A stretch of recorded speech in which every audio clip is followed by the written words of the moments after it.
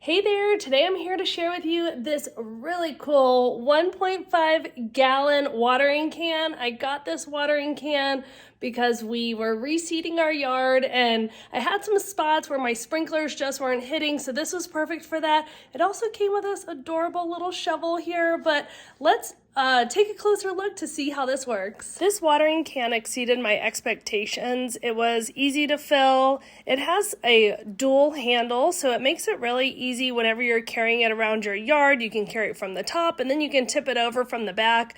I really love how the spout goes upside down. It has two other ways that you can use it as well, but this was perfect for my reseeding project because I didn't want everything to get completely soaked, and it gave me really full control of what I was doing.